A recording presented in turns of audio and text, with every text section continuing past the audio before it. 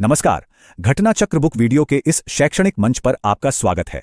हमारा उद्देश्य है ज्ञान को सरल, स्पष्ट और सुलभ रूप में आप तक पहुंचाना। आइए आरंभ करते हैं अध्ययन और सफलता की इस यात्रा को। नमस्कार। कभी सोचा है कि एक समाज मतलब सोसाइटी आखिर काम कैसे करती है?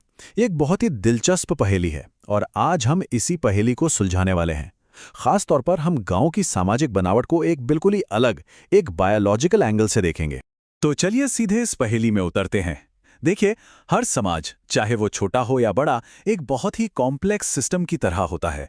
लेकिन सवाल यह है कि ये सिस्टम चलता कैसे है। तो सबसे पहला और बुनियादी सवाल यही उठता है कि आखिर एक समाज बनता कैसे है। ऐसी कौन सी चीज़ है जो इतने सारे अलग अलग लोगों को एक साथ जोड़कर एक सोसाइटी में बदल देती है? और इस सवाल का जवाब एक बहुत ही पावरफुल आइडिया में छिपा हुआ है, सामाजिक संरचना यानी सोशल स्ट्रक्चर।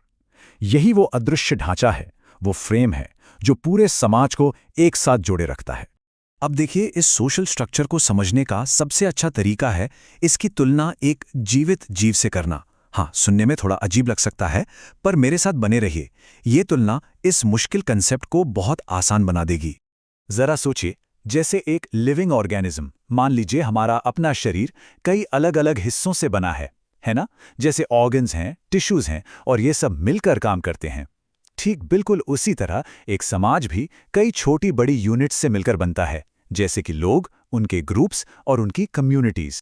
तो फिर इस सामाजिक संरचना का असली मतलब क्या हुआ?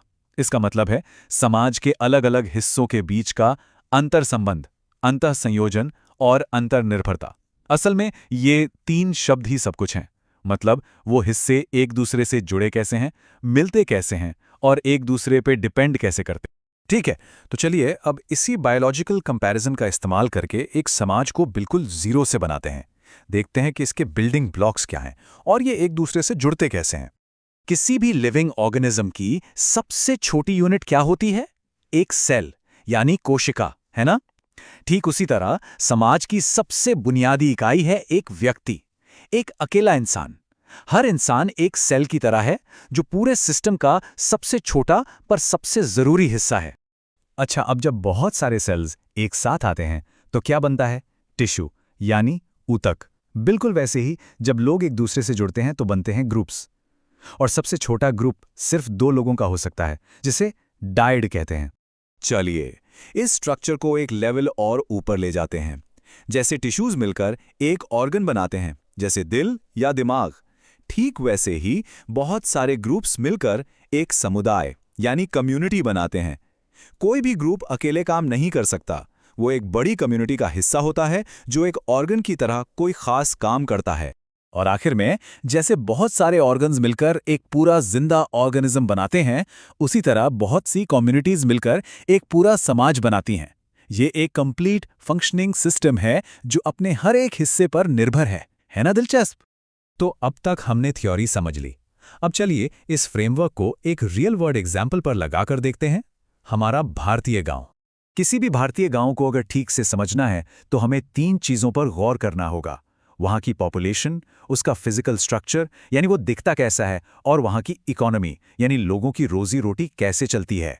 आमतौर पर एक भारतीय गांव की आबादी 5,000 लोगों से कम होती है, और ये जो छोटा साइज है ना, यही गांव की कम्युनिटी वाली फीलिंग को, उस अपनेपन को मजबूत करता है।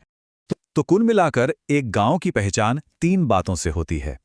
पहली, 5,000 से कम की आबादी। दूसरी, उसकी एक खास तस्वीर, चारों तरफ खेत और बीच में बसे हुए घर। और तीसरी, और शायद सबसे जरूरी, कि वहां की पूरी जिंदगी खेती पर टिकी है। यही तीनों चीजें मिलकर गांव के सोशल स्ट्रक्चर को बनाती। तो हमने देखा कि कैसे ये अलग अलग धागे, इंसान, ग्रुप और कम्युनिटी मिलकर समाज का एक मजबूत ताना बाना बुनते हैं। ये सिर्फ अलग अलग हिस्सों का ढेर नहीं है, बल्कि एक जिंदा, एक दूसरे से जुड़ा हुआ सिस्टम है। इस पूरी बातचीत का निचोड़ इस एक लाइन में छिपा है: विविध भागों के अंतर संबंध, अंतर संयोजन और अंतर्निर्भरता। यही वो कनेक्शंस का जाल है जो एक समाज को एक ऑर्गेनिज्म की तरह मजबूत और एकजुट बनाता है। लेकिन ये सब हमें एक बहुत बड़े सवाल पे लाकर खड़ा कर देता है। जैसे जैसे दुनिया बदल रही है, मॉडर्न हो रही है, गांव के इस ट्रेडिशनल सोशल स्ट्रक्चर का क्या होगा? ये बदलते हुए वक्त के साथ कैसे बदलेगा, इसका भविष्य कैसा दिखेगा, ये एक ऐसा सवाल है जिस पर सोचना बहुत जरूरी है।